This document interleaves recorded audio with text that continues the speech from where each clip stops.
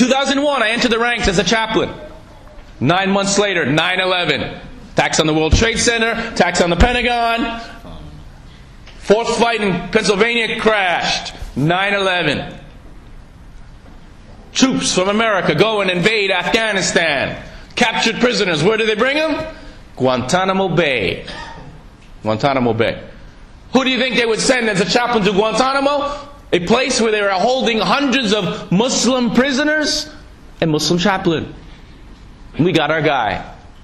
Chaplain Yee. He's a West Point graduate. He's an officer. He's a lieutenant. He's got the right words.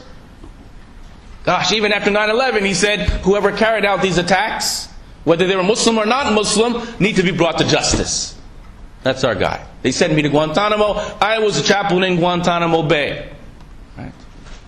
It was quite clear when I got to Guantanamo Bay, these hundreds of Muslim prisoners were being abused, were being tortured in ways that I don't have time to go into today. But maybe if those who stay after, and maybe if we get together and have some time, I can go into some detail on a more informal level. But I objected to those abuses. And when I objected to those abuses, what happened? The government, the U.S. government and military then turned on me. I was thrown in prison. I was accused of being a terrorist, a spy for the suspected Taliban and Al-Qaeda prisoners held in Guantanamo, most of whom were not terrorists and were swept up in the wrong place at the right time. I was thrown in prison.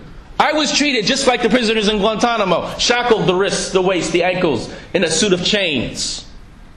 Chains, right? The blackened out goggles that go over your eyes, they were put on my eyes too. The devices that go over your ears to prevent you from hearing, this is something called sensory deprivation. Sensory deprivation. I was subjected to sensory deprivation, and it was something that I knew about because I saw that's how they treated the prisoners at Gitmo. Right? They tried to charge me or accuse me of being a terrorist, a traitor to my own country. Ultimately, I was released from prison in solitary confinement for 76 days. After those 76 days, none of those charges came on my account. They did try to charge me with what they called mishandling classified information. But when they couldn't even show, the government could not even show that I had classified information, even those lesser offenses were dropped. I was cleared, reinstated as a Muslim chaplain back at my home base back in the United States. How long do you think it took for me to resign from the U.S. military? Not long. I tendered my resignation. I got an honorable discharge in January 2005. An honorable discharge. And even when I left the military, they gave me a second U.S. Army Commendation Medal. And it said, for exceptionally meritorious service. Right? How do you figure that one out? Right? I got an honorable discharge, another medal. After they had tossed me into prison, accused me of being a spy, accused me of being a traitor, subjected me to sensory deprivation, took me away from my family, held me in solitary confinement for 76 days, 30 of which was during the month of Ramadan, back in 2003. The military knew, the U.S. government knew they made a mistake.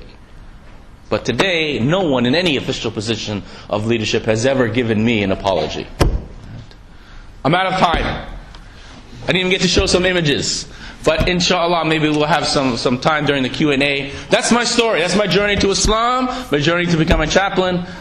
This was my ordeal that I went through as a chaplain at that prison camp called Guantanamo Bay.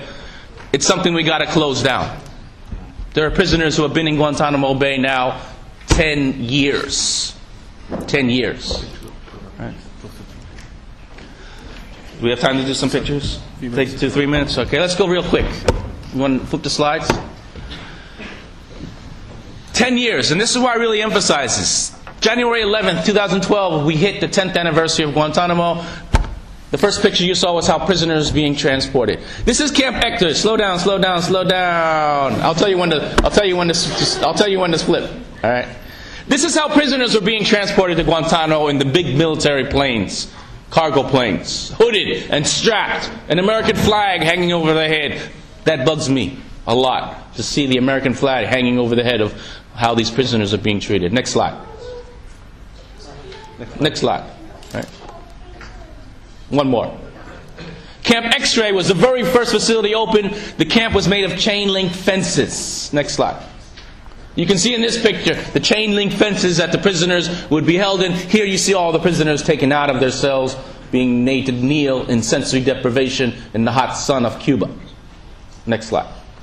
A closer look at the sensory deprivation. They did that to me. See the blackened out goggles? The earmuffs? Maybe you can see it better here. I don't know. I was subjected to that sensory deprivation. But they didn't put the mask in my mouth. But they did for the prisoners in Gitmo. And it was often said at Gitmo that the prisoners coming to Guantanamo were so dangerous they might chew through the hydraulic lines of the planes to bring it down. That's how dangerous they were. We better cover their mouths. Right? Next slide. Camp X-Ray, one more. A top look at Camp X-Ray, an overhead shot, not a facility you would think human beings were held in, but maybe more appropriate for dogs or animals. Next slide. By the time I got to Camp X-Ray, Camp Delta was in operation. That's the front gates of Camp Delta. In Camp Delta, the cell blocks were looked like this. There were about 15 or 20 of them. 48 cells in each cell block, made of strong steel mesh. Still a cage-like environment. Next slide. That's what it looked like inside the cell block. 24 cells on one side, 24 on the other, the long corridor. Each of those doors is a single solitary cell that holds a prisoner. If you go in the cell, that's what the cubicle looks like. Some kind of steel bed bolted to the side there. An in-ground toilet. Right? Here's how the military pitches this picture. Look how good the prisoners in Guantanamo have it. It's clean. The floor waxed and shines. Maybe they could eat off that floor. Look how clean it looks. They have this in-ground toilet that we give them, these Muslims, that they're culturally familiar with. A little water fountain that they could drink from or wash before prayer. Look how good we're accommodating Muslims in Guantanamo. We'll even put an arrow pointing to Mecca so that the Muslims can pray in the proper direction. Right? A few extra packets of salt makes the food taste better. These in Guantanamo were referred to as comfort items. Comfort items. They're in Guantanamo Bay. We're making them feel comfortable here. Next slide. But really that's what they got. This empty cubicle cell, flimsy plastic mattress. Next slide. Later retrofitted like this. Come on. The steel mesh that they look through every day, a much sturdy, strong mesh, again, gives the impression that you're in this cage. A detainee being escorted, we were ordered to refer to them as detainees, not prisoners, because prisoners of war have rights. But the Bush administration from the very beginning said they have no rights, we call them detainees. Camp 4 later built for the nice behaving prisoners who cooperate with their interrogators. They could go to a camp like this and live amongst other prisoners. Very few ever got to Camp 4, where they can get out of the orange jumpsuits and they give them the nice white prison uniforms. A carrot stick, an incentive. Next. Camp Iguana was a separate facility in Guantanamo which held the juvenile enemy combatants who were 12 years old. 12 years old! Boys held in Guantanamo as terror suspects. They were separated from general population, held in a building called Camp Iguana. One of the juveniles in Guantanamo who was held in general population was this guy from Canada, Omar Khadr. He was 15 when he was picked up, or 14 when he was picked up, 15 by the time he got to Gitmo. Because he was 15, he was held in general population. Next slide. That's the young boy, the 14, Omar Khadr, when he was captured in Afghanistan. He's got big gaping holes in his shoulder. That's not where U.S. ammunition entered into his body, but where it came out. Telling you what?